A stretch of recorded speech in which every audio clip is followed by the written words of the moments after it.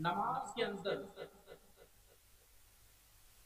کھڑے ہو کر یہ دعا مانگتا ہے، اہدنا الصراط المستقیم، مولا ہمیں سیدھی راہ پر چلا۔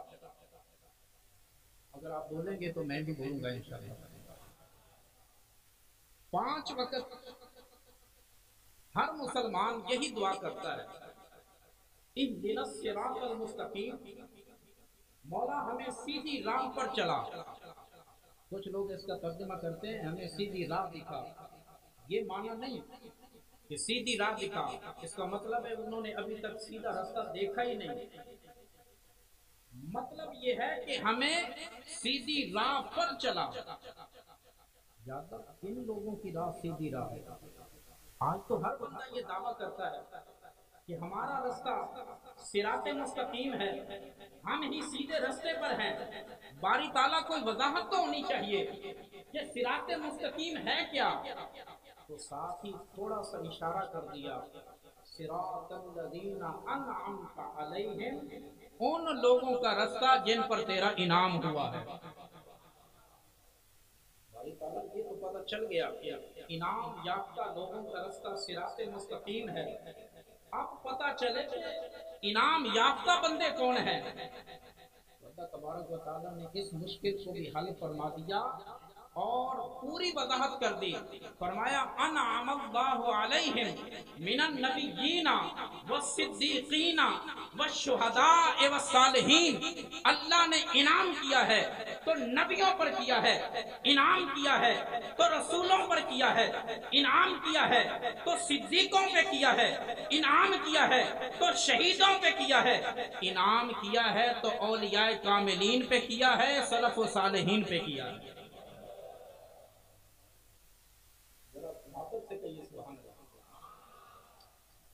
پتہ چلا نبیوں کا رستہ بھی صراط مستقیم، رسولوں کا رستہ بھی صراط مستقیم، صدیقوں کا رستہ بھی صراط مستقیم، شہیدوں کا رستہ بھی صراط مستقیم، اور سلف و صالحین کا رستہ بھی صراط مستقیم ہے، اولیاء کاملین کا رستہ بھی صراط مستقیم۔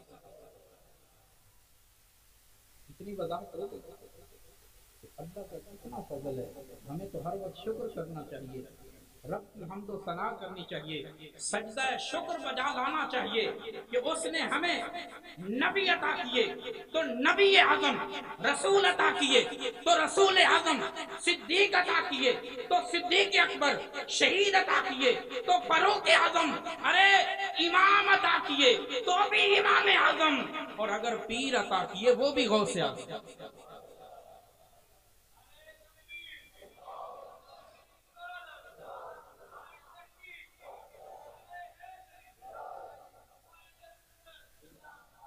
بلکہ میں ایک قدم اور آگے بڑھتا ہوں، اللہ نے ہمیں امام عطا کیے تو بھی امام اعظم، پیر عطا کیے تو بھی غوث اعظم، اور ہمیں محدث عطا کیے تو بھی محدث اعظم، اور ہمیں پیشوا عطا کیے تو وہ بھی مجدد اعظم۔ ان لوگوں کا رستہ صراط مستقیم ہے۔ نبیوں کے بعد، رسولوں کے بعد صدیقین کا رستہ صراط مستقیم ہے۔ اور ایک اور بات آپ نے نوٹ کی ہوگی، اللہ نے جو فرمایا نا انعم اللہ علیہم من النبیین والصدیقین، مقام نبوت کے بعد اللہ نے مقام صدیقیت کو ذکر فرمایا ہے۔ تو پتہ یہ چلا کہ مقام نبوت کے بعد، درجہ نبوت کے بعد درجہ صدیقیت ہے۔ جس طرح 1 اور 2 کے عدد کے درمیان کوئی تیسرا عدد نہیں ہے، اسی طرح مقام نبوت اور صدیقیت کے درمیان تیسرا درجہ نہیں ہے۔ پھر فرمایا تیسرے نمبر پہ شہیدوں کا، والصالحین، اور چوتھے نمبر پہ صالحین اولیاء کا رستہ ہے۔ چوتھے درجے پر صدیقیت کا مقام مقام نبوت کے بعد ہے، اور ان کے پیشوا رہبر و رہنما صدیق اکبر ہے۔ ذرا اونچی کہیے سبحان اللہ۔ صدیق ہوتا کون؟ صدیق کے بہت سارے معنی بیان کیے گئے. امام فخر الدین رازی رحمۃ اللہ علیہ نے تفسیر کبیر میں اسی آیت کی تفسیر کرتے ہوئے فرمایا الصدیق اسم لمن عادتہ الصدق، صدیق اس ہستی کا نام ہے سچ بولنا جس کی عادت اور گھٹی میں پڑا ہوا ہے. اور دوسری تعریف صدیق کی یہ کی ہے، فرمایا لمن صدق من صدق بكل الدین ولا يتخالجه فيه شک فهو صدیق. فرمایا جو سارے دین کی تصدیق کر دے اور ذرہ برابر بھی شک نہ کرے، دنیا صداقت میں اسے صدیق اکبر کہتے ہیں. ذرہ برابر شک نہ کرے.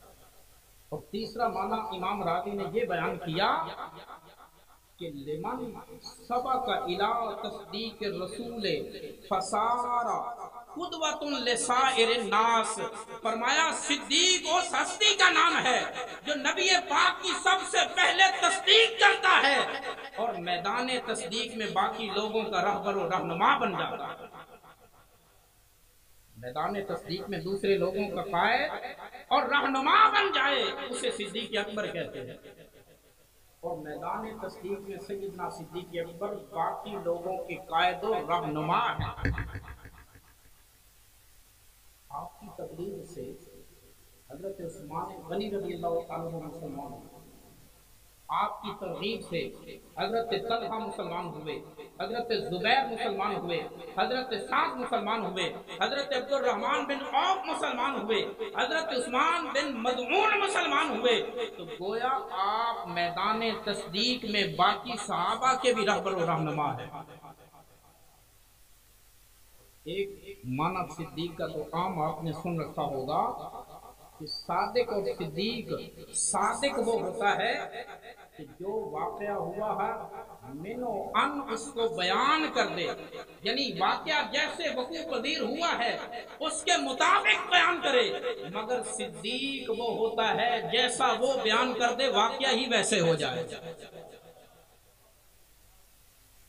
اور صدیق کو ہم نے صدیق نہیں کہا، خود رب نے صدیق فرمایا، خود امام الانبیاء نے صدیق فرمایا ہے، خود مولا مرتضیٰ نے صدیق کہا ہے.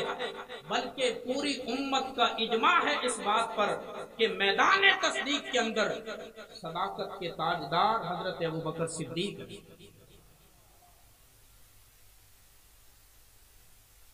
حضرت سیدنا صدیق اکبر رضی اللہ تعالیٰ عنہ زمانہ جاہلیت کا واقعہ بیان کرتے ہیں. آپ فرماتے ایک مرتبہ میرے والد گرامی مجھے بت خانے میں لے گئے اور ایک بت کے پاس چھوڑا. کہنے لگے یہ بت تمہارا خدا ہے، اس کی عبادت کرو. حضرت سیدنا صدیق اکبر فرماتے ہیں جیسے میرے والد مجھے یہ کہہ کر آگے بڑھے تو میں نے بت سے سوال کیا. میں نے کہا میں بھوکا ہوں، اگر کوئی خدا ہے تو مجھے کھانا دے دے. اس نے کوئی جواب نہیں دیا. پھر فرمایا کہ میں پیاسا ہوں، اگر تو خدا ہے تو مجھے پانی دے دے. اس نے کوئی جواب نہیں دیا. پھر فرماتے میں برہنہ ہوں، مجھے لباس دے دے. اس نے کوئی جواب نہیں دیا. آپ فرماتے میں نے اسے کہا میں پتھر اٹھاتا ہوں، تیرے سر پہ مارتا ہوں، اگر تو خدا ہے تو اپنے آپ کو بچا کر دکھا. اس نے کوئی جواب نہیں دیا. فرماتے میں نے پتھر اٹھایا، اس کے سر میں مارا، وہ منہ کے بل گرا. والد آئے، انہوں نے جب منظر نامہ دیکھا تو فرمانے لگے صدیق یہ کیا کر رہے ہو؟ تو وہ کہنے لگے وہی کر رہا ہوں جو آپ کی نظروں کے سامنے ہے. ہاتھ پکڑا اور صدیق اکبر کی والدہ کے پاس لے گئے اور کہا یہ تمہارا بیٹا ہمارے بتوں کی تذلیل کرتا ہے، ہمارے بتوں کی توہین کرتا ہے، اس سے ذرا پوچھو.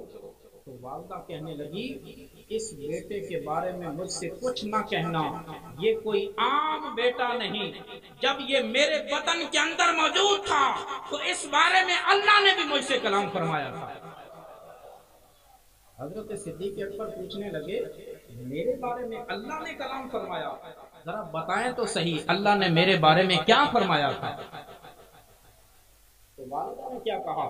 والدہ نے کہا ایک دن میں تنہائی کے اندر موجود تھی، میرے پاس کوئی انسان نہیں تھا، تو غیب سے آواز آئی کہ یا امت اللہ ہے علی التحقیق ابشری بالولد العتیق اسمہ فی السماء الصدیق لمحمد صاحب الرفیق۔ اللہ کی آواز آئی غیب سے، اے اللہ کی بندی تجھے مبارک ہو، تیرے پیٹ کے اندر جو بچہ موجود ہے یہ کوئی عام نہیں ہے، اس کی شان یہ ہے آسمانوں کے اندر اس کا نام صدیق ہے اور زمینوں میں مصطفیٰ کا صحابی و رفیق ہے۔ آسمانوں میں وہ صدیق ہے، زمینوں پر مصطفیٰ کا صحابی و رفیق ہے۔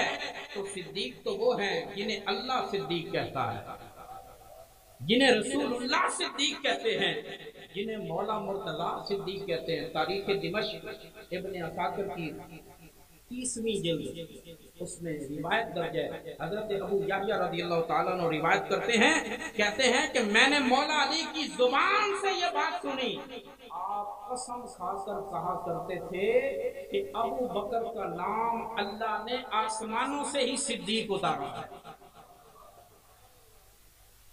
صدیق اکبر کو میرا اللہ صدیق کہتا ہے، خود نبی پاک صدیق کہتے ہیں، خود صحابہ بلکہ مولا مرتضیٰ صدیق کہتے ہیں، بلکہ میں تو کہتا ہوں رب کا قرآن بھی انہیں صدیق کہتا ہے۔ والذی جاء بالصدق وصدق بہ، اس ذات کی قسم جو سچ لے کر آئے اور اس ذات کی بھی قسم جنہوں نے سچ کی تصدیق فرمائی۔ مولا مرتضیٰ فرماتے ہیں صدق بہ سے مراد ابو بکر ہے، بالصدق سے مراد محمد رسول اللہ صلی اللہ علیہ وسلم ہے، اور وصدق بہ سے مراد حضرت ابو بکر صدیق ہے۔ یہ ہے آج ہم تاجدار صداقت کا تذکرہ کر رہے ہیں، جن کا مقام و مرتبہ نبوت کے بعد آتا ہے۔ یہاں پر ایک بات میں آپ کو عرض کر دوں، اگر آپ اجازت دیں اور سبحان اللہ کہہ دیں، تفسیر روح المعانی کے اندر امام سید محمود آلوسی رحمۃ اللہ علیہ آپ شیخ خالد نقشبندی رحمہ اللہ کے حوالے سے ان کا ایک واقعہ نقل کرتے ہیں، کہتے ہیں حضرت شیخ خالد نقشبندی اپنے مریدین میں تشریف فرما تھے، تو اس آیت کی وضاحت میں انہوں نے ایک بات چھیڑی، وہ کیا؟ حضرت شیخ خالد نقشبندی فرماتے ہیں مراتب کمال انسانوں کے اندر کل 4 ہے۔ کتنے بولو؟ مراتب کمال یعنی سب سے ٹاپ درجے انسانوں کے اندر کل 4 ہیں۔ فرمایا پہلا درجہ درجہ نبوت، دوسرا درجہ درجہ صدیقیت، تیسرا درجہ درجہ شہادت اور چوتھا درجہ درجہ ولایت ہے۔ اور پھر آگے فرماتے ہیں کہ درجہ نبوت کے قطب مدار امام الانبیاء ہے۔ بولو ذرا،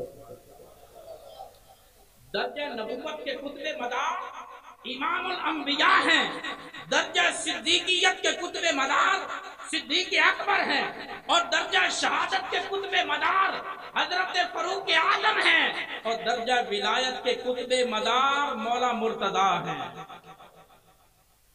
درجہ ولایت کے قطب مدار مولا مرتضیٰ۔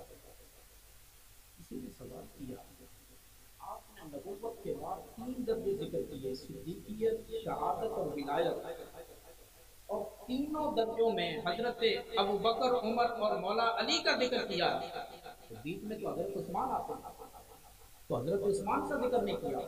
تو حضرت شیخ خالد نقشبندی اس کا جواب دیتے ہیں، فرماتے ہیں علماء کے نزدیک تو وہ ذوالنورین ہیں، 2 نوروں والے ہیں۔ اس وجہ سے علماء وجہ بیان کرتے ہیں کہ حضور علیہ السلام کی 2 صاحبزادیاں حضرت عثمان کے نکاح میں، اس لیے وہ ذوالنورین ہیں۔ لیکن شیخ خالد نقشبندی فرماتے ہیں عارفین اولیاء کے نزدیک ذوالنورین کا یہ مطلب نہیں، کوئی اور مطلب ہے۔ وہ کیا ہے؟ فرماتے ہیں ہمارے نزدیک ذوالنورین اس لیے کہے جاتے ہیں کہ آپ کے پاس 2 نور ہیں۔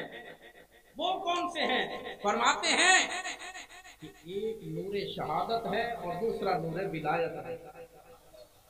یعنی سیدنا عثمان غنی رضی اللہ تعالی عنہ، ان کی گود کے اندر شہادت کا نور بھی ہے اور ولایت کا نور بھی ہے، اس واسطے ان کو بھی دونوں طرف سے حصہ ملا ہوا ہے۔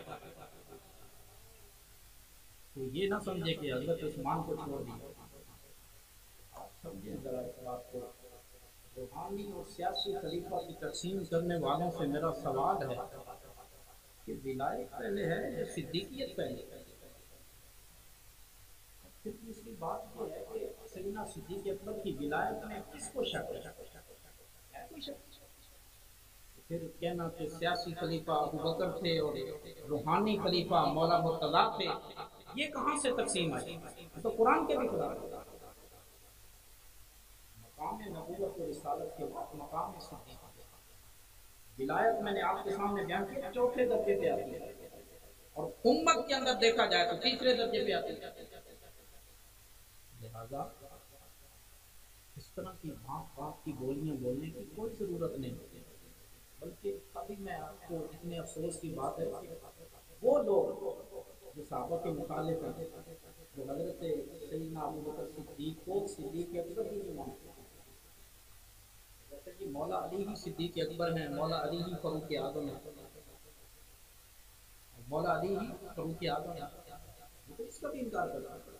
اور یہ ہمارے اندر بھی یہ آوازیں اٹھنا شروع ہو چکی ہیں، آپ الرٹ رہیں، ہوشیار رہیں کہ سیدنا صدیق اکبر رضی اللہ تعالیٰ عنہ، حضرت ابو بکر صدیق ہی صدیق اکبر، باقیوں کی صداقت میں کوئی شک نہیں ہے، لیکن میں نے یہ بات جو ساری آپ کو سنائی ہے اس مقصد کے لیے سنائی ہے کہ میدان تصدیق کے تاجدار اور پیشوا سیدنا صدیق اکبر،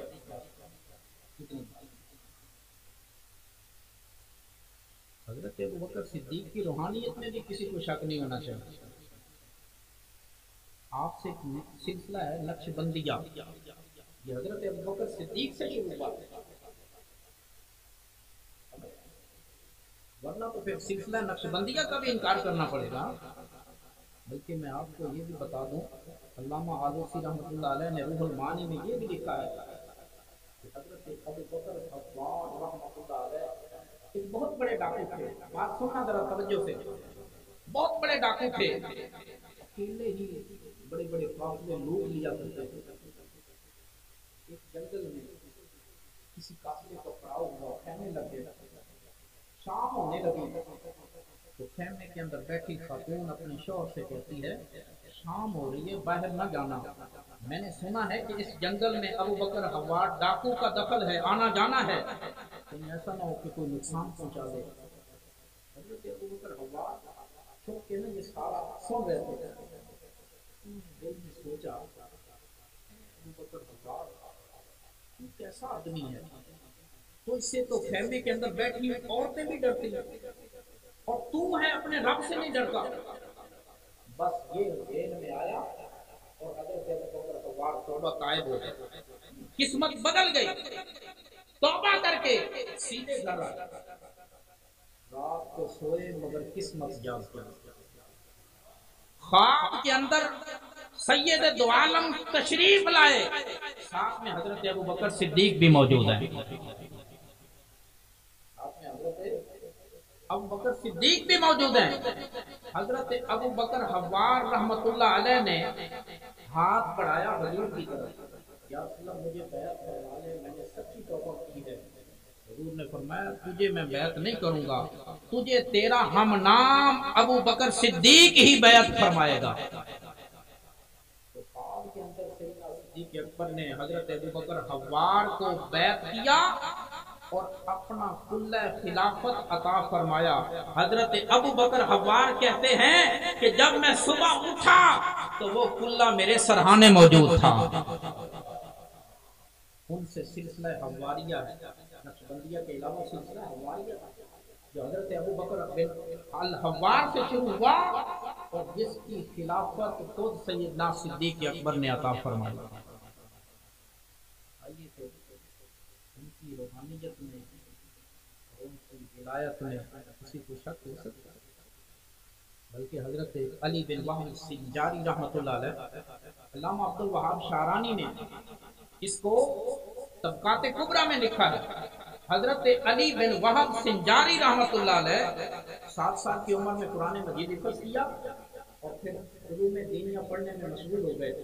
فرماتے ہیں ایک دن میں جنگل کی مسجد میں عبادت کر رہا تھا، رات کو سویا، خواب کے اندر ابو بکر صدیق تشریف لائے اور سیدنا صدیق اکبر نے مجھے فرمایا کہ مجھے اللہ کی طرف سے حکم ہوا ہے کہ میں تجھے فقر کی کلہ پہناؤں، یعنی تجھے فقر کا خزانہ عطا فرماؤں۔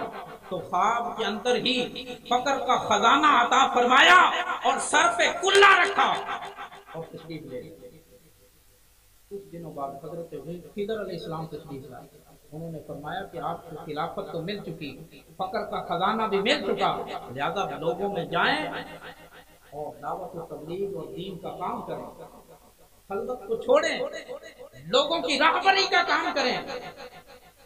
پھر فرماتے ہیں پھر دوبارہ حضرت ابوبکر صدیق تشریف لائے، انہوں نے بھی یہی فرمایا۔ پھر ایک رات خود رسول اللہ صلی اللہ علیہ وسلم کی جلوہ گری ہوئی تو آقا کریم علیہ السلام نے بھی یہی فرمایا، اور پھر اسی رات کے آخری حصے میں کہتے ہیں میں نے خواب کے اندر اپنے رب کا دیدار کیا اور رب کائنات نے مجھے فرمایا ہم نے تمہیں صدیق اکبر کے ذریعے فقر کے خزانے عطا کر دیے ہیں، لہذا آپ لوگوں میں جاؤ اور ہماری دی ہوئی اس عطا کا اظہار کرو اور لوگوں کی رہبری اور رہنمائی کرو۔ علی بن وہب سنجاری رحمۃ اللہ علیہ فرماتے ہیں میں نے پکا ارادہ کر دیا اور فوری نکل کھڑا ہوا۔ جیسے ہی میں لوگوں کے مجمع میں پہنچا میں نے دیکھا اپنی آنکھوں سے کہ چاروں طرف سے لوگ دوڑتے ہوئے میری بارگاہ میں آ رہے ہیں۔ یہ ہے حضرت ابوبکر صدیق کا روحانی مقام، روحانی خلافت۔ آپ بتائیے مجھے ذرا یہ جو مسلح رسول ہے یہ کوئی سیاسی مسلح ہے؟ یہ کوئی سیاسی جانشینی ہے؟ نبی پاک علیہ السلام نے تو مسلح کا وارث حضرت ابوبکر صدیق کو لگایا اور مولا مرتضیٰ نے فرمایا جس نے رسول پاک صلی اللہ علیہ وسلم نے جسے ہمارے دین کا امام چنا ہے ہم نے اسے اپنی دنیا کا امام بھی بنا لیا۔ تبدیلی پیر نہ کے ساتھ میری بات ہو سکتی ہے، سب پہلے کی بات وہ کہتا ہے جی آپ تو حضرت ابوبکر صدیق کو حضور کے بعد افضل مانتے ہیں، حضور کے بعد سارا درجہ حضرت ابوبکر صدیق کو دیتے ہیں۔ میں نے کہا جی بالکل دیتے، ہم تو نہیں دیتے، اللہ نے خود عطا فرمایا، خود رسول اللہ نے عطا فرمایا ہے، خود صحابہ نے عطا کیا ہے۔ ہمارے نظریے میں تو حضرت مولا مرتضیٰ ہی حضور کے بعد افضل ہے۔ ان کی عظمت و شان ہم قائل ہیں، مانتے ہیں، لیکن ذرا اپنے اس موقع پر کوئی دلیل بھی تو عطا فرمائے۔ دلیل کیا دیتا ہے؟ کہتا جی ہجرت کی رات رسول اللہ صلی اللہ علیہ وسلم نے اپنے بستر کا وارث کس کو بنایا؟ میں نے کہا جی مولا مرتضیٰ کو بنایا۔ تو دیکھیں جی جس کو بستر کا وارث بنایا ہے تو وہی افضل ہونا چاہیے۔ میں نے کہا اگر بات ایسے ہی ہے کہ مولا مرتضیٰ کو بستر کا وارث بنایا ہے تو ذرا یہ تو بتاؤ مصلے کا وارث خود رسول اللہ نے صدیق اکبر کو بنایا ہے۔ اور اس سے اگلی بات میں نے جو سے کہی آپ کی ذرا سبحان اللہ کہیں تو ایمان تازہ ہو جائے۔ میں نے کہا حضور علیہ السلام نے مولا مرتضیٰ کو بستر کیوں حوالے کیا؟ یہ لوگوں کی امانتیں میرے پاس ہیں، جسے سنبھالو، کل لوگوں کو امانتیں دے کر پھر مدینے آ جائیں۔ بستر حوالے کیا اور خود سیدنا صدیق اکبر کے دروازے پر اور خود سیدنا صدیق اکبر کو ساتھ لیا۔ توجہ سے سننا، میں نے کہا خود رسول اللہ صلی اللہ علیہ وسلم نے بستر رسول کا محافظ مولا مرتضیٰ کو بنایا ہے اور اپنی ذات کا محافظ صدیق اکبر کو بنایا ہے۔ میں نے کہا بستر رسول افضل ہے یا ذات رسول افضل ہے؟ کہتا ذات رسول افضل ہے۔ پھر میں نے کہا اگر ذات رسول افضل ہے تو پھر بستر رسول کا وارث افضل نہیں بلکہ ذات رسول کا محافظ افضل ہے۔ سیدنا صدیق اکبر نے حضور کی ذات کی حفاظت کی ہے ہجرت کے راستے، اور یاد رکھیں کہ غار کے اندر جب حضور سیدنا صدیق اکبر موجود تھے، ساتھ حضور بھی موجود تھے، 3 دن اور 3 راتیں رخ والضحا کے جلووں کو دیکھا۔ صدیق اکبر نے رضی اللہ تعالیٰ رخ والضحا کو دیکھا ہے۔ یہاں پر میں ایک تھوڑی سی بات کرنا چاہتا ہوں، ذرا تمثیل کے طور پہ سمجھانے کے لیے۔ شاہ عبدالعزیز محدث دہلوی رحمۃ اللہ علیہ نے تفسیر عزیزی میں لکھا ہے، آخری پارے میں، اس کے اینڈ پہ تقریباً کہتے ہیں حضرت خواجہ باقی بلّہ رحمۃ اللہ تعالیٰ علیہ، ان کے پاس رات کو اچانک مہمان آ گئے، دکانیں تو بند تھی، کھانا کہاں سے پیش کرتے، تو کھانا پیش کرنے میں بڑی دقت ہو رہی تھی، تشویش میں مبتلا تھے کہ مہمان آیا ہے اور کھانا نہیں مل رہا۔ ساتھ ہی ایک نان بھائی رہتا تھا، اس نے رات کو 2 بجے اپنا تندور کھولا، روٹیاں لگائیں، سالن بنایا اور خواجہ باقی بلّہ کے سامنے پیش کر دیا۔ مہمانوں نے کھانا کھایا تو خواجہ باقی بلّہ رحمۃ اللہ علیہ بڑے خوش ہوئے اور فرمانے لگے، نان بھائی تم نے بڑا کمال کر دیا، بڑی خدمت کی ہے، بتاؤ مانگو، کیا مانگنا چاہتے ہو؟ نان بھائی بڑا سیانا تھا، وہ کہتا ہے اور کچھ نہیں مانگنا حضور، مجھے اپنے جیسا بنا دیں، مرا مثل خود ساز ہے، حضور مجھے اپنی طرح بنا دے۔ تو میں کچھ اور مانگ لو، یہ منزل بڑی بھاری ہے، منزل برداشت میں نہیں ہوگی۔ اس کا اصرار بڑا، اس نے کہا حضور بڑھنا ہے تو خواجہ باقی بلّہ ہی بڑھنا، نہیں تو کچھ بھی نہیں بڑھنا۔ آپ نے بلایا، سینے سے لگایا اور اپنے رنگ کے اندر رنگ دیا۔ جب حجرے سے باہر آیا پتہ نہیں چل رہا تھا کہ باقی بلّہ کون ہے اور نان بھائی کون ہے، یعنی اپنی صورت اور سیرت کا مظہر بنا دیا، اپنے انوار و تجلیات کا مظہر بنا دیا، اور پتہ ہی نہیں چل رہا تھا نان بھائی کون ہے اور باقی بلّہ کون ہے۔ لیکن وہ برداشت نہ کر سکا، تیسرے دن اس کا انتقال ہو گیا۔ میں عرض یہ کرنا چاہتا ہوں، بلا تمثیل بڑی ہستیوں کے ساتھ تو مثال دینا بھی بہتری ہے، یہ تو مثال نہیں، بس آپ کو سمجھانے کے لیے۔ سیدنا صدیق اکبر رضی اللہ تعالیٰ عنہ 3 دن اور 3 راتیں جب حضور کے رخ والضحا کو دیکھتے رہے تو حضور کی صورت کا بھی مظہر بن گئے، حضور کی سیرت کا بھی مظہر بن گئے، حضور کے انوار و تجلیات کا مظہر بن گئے۔ جب مدینے میں آ رہے تھے، داخلہ ہو رہا تھا، تو جو لوگ رسول اللہ صلی اللہ علیہ وسلم کو نہیں جانتے تھے، جنہوں نے پہلی مرتبہ دیکھا تھا، وہ آگے بڑھ کے صدیق اکبر کو نبی اللہ رسول اللہ سمجھ کے ان کے ہاتھ پاؤں کو بوسہ دے رہے تھے، یعنی غلط فہمی میں، اس لیے کہ پتہ نہیں تھا اب کیوں دے رہے تھے۔ یہ تو ایک سوال ہے، بھائی نبی پاک علیہ الصلوۃ والسلام اپنی جگہ پہ، صدیق اپنی جگہ پہ، تو کیسے مغالطہ ہو گیا؟ اس لیے کہ 3 راتیں اور 3 دن میرے آقا علیہ السلام نے صدیق اکبر پہ توجہ فرما کے ان کو اپنی صورت اور سیرت کا مظہر بنا دیا، اپنے انوار و تجلیات کا مظہر بنا دیا کہ پتہ ہی نہیں چل رہا تھا خادم کون ہے اور مخدوم کون ہے، غلام کون ہے اور آقا کون ہے، صدیق کون ہے اور نبی کون ہے۔ حتیٰ کہ سیدنا ابوبکر صدیق کو چادر تان کے غلط فہمی کا ازالہ کرنا پڑا، حضور پہ چادر تانی تاکہ لوگوں کو پتہ چل جائے میں خادم ہوں، مخدوم تو وہ تشریف فرما ہے، میں تو غلام ہوں، آقا تو وہ ہیں، میں تو صدیق ہوں، نبی تو وہ ہیں۔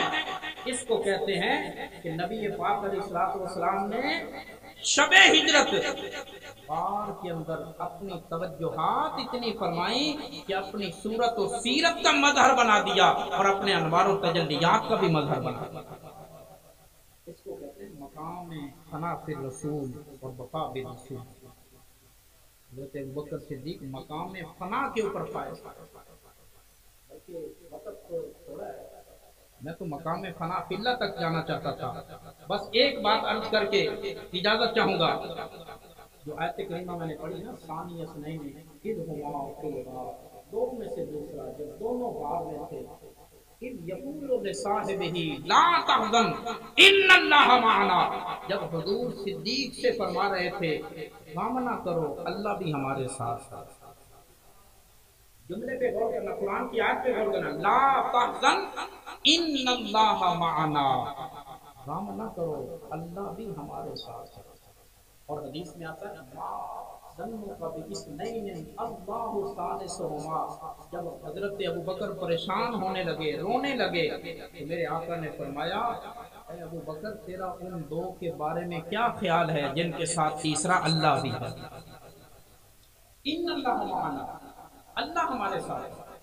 ذرا حضرت موسیٰ علیہ السلام کے بارے میں دیکھیں، حضرت بنی اسرائیل کو جب لے کر فلسطین کی طرف جا رہے تھے تو راتوں رات 6 لاکھ بنی اسرائیل کو لیا، ان کی قیادت فرماتے ہوئے فلسطین کی طرف روانہ ہوئے۔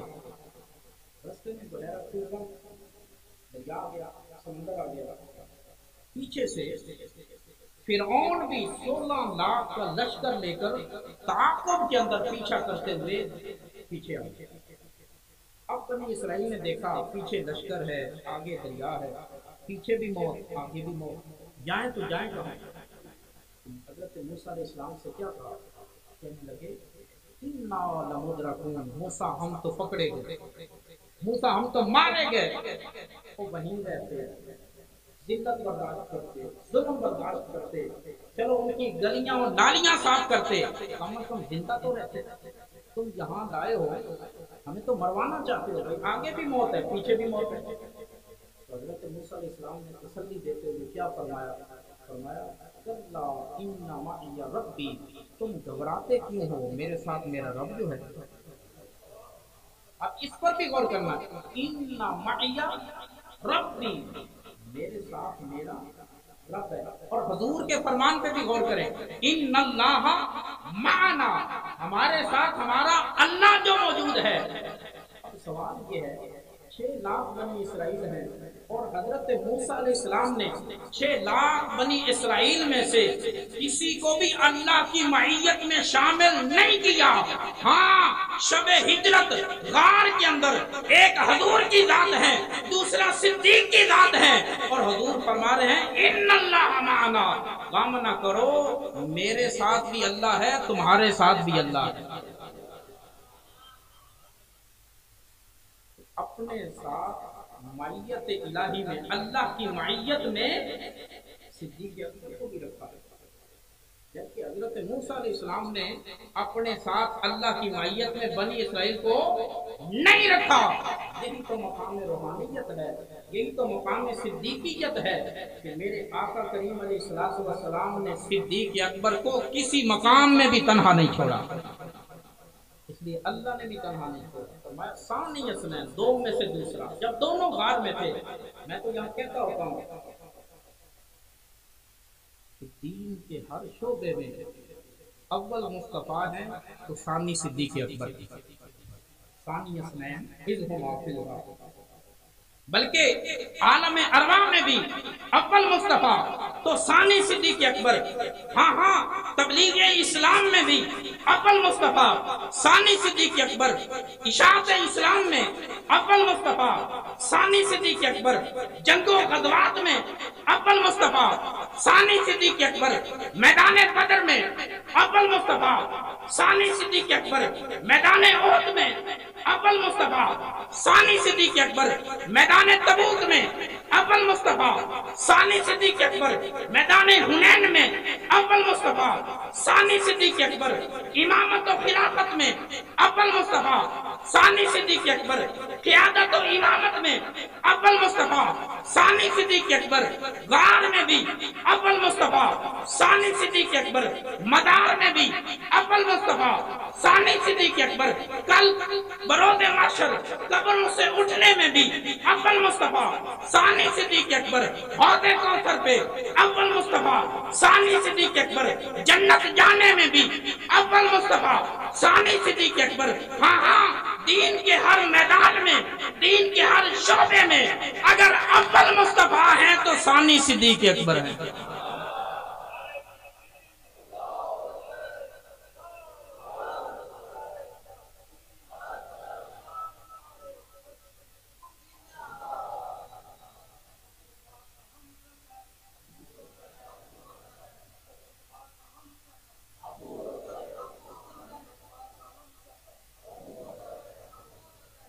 اشارہ بھی ہو گیا ہے تو میں صرف آخری بات اور وہ بھی ایمان تازہ کرنے والی.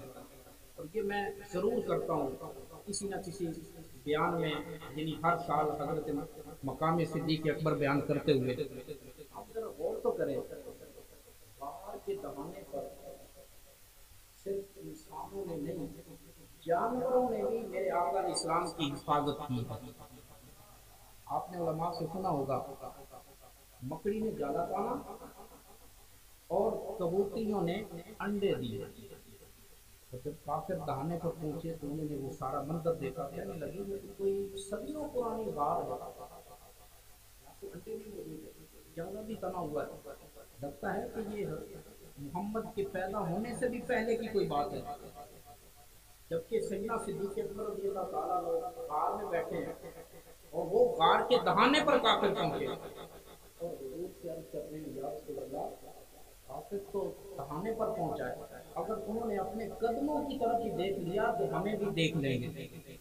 حضور نے پھر تسلی دی، یاد رکھیں جن جانوروں نے حضور علیہ السلام کے در کی نوکری کی ہے اللہ نے انہیں بھی انعام عطا فرمایا. سورہ عنکبوت